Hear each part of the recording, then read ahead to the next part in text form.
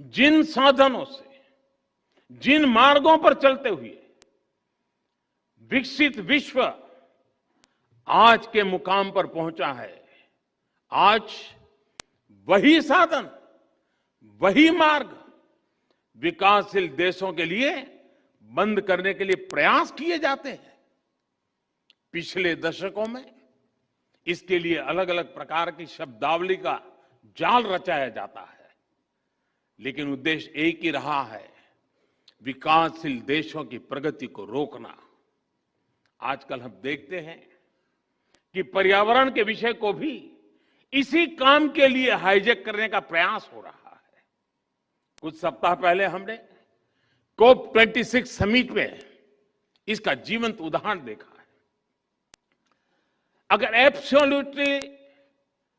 Absolute cumulative emissions की बात करें तो विकसित देशों ने मिलकर 1850 से अब तक, 1815 से अब तक भारत से 15 गुना अधिक उत्सर्जन किया है।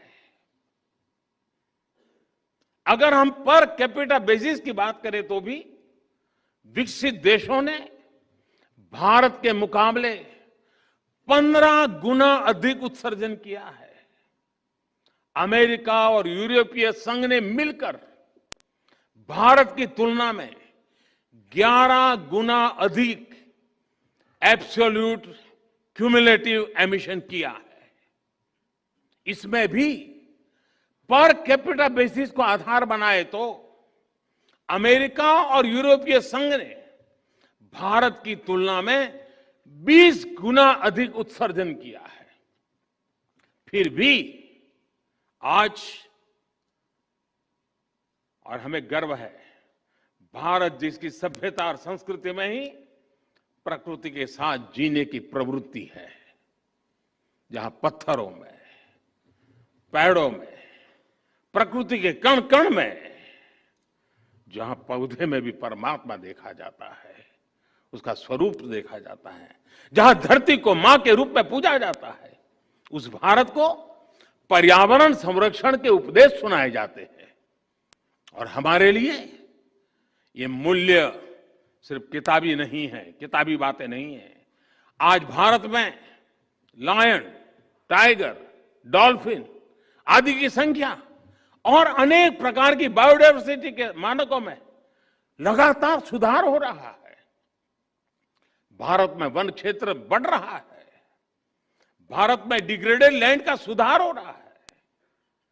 गाड़ियों के ईंधन के मानकों को हमने स्वेच्छा से बढ़ाया है। हर प्रकार की रिन्यूएबल एनर्जी,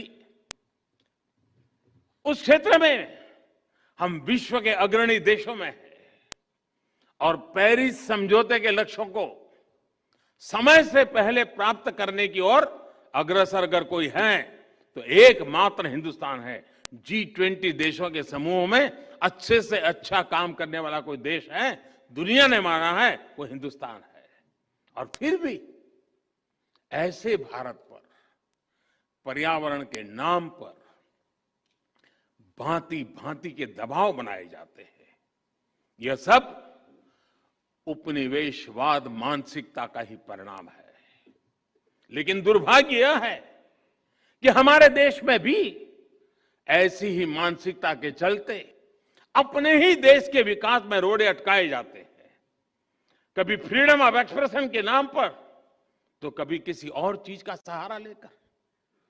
हमारे देश की परिस्थितियां, हमारे युवाओं की आकांक्षाएं,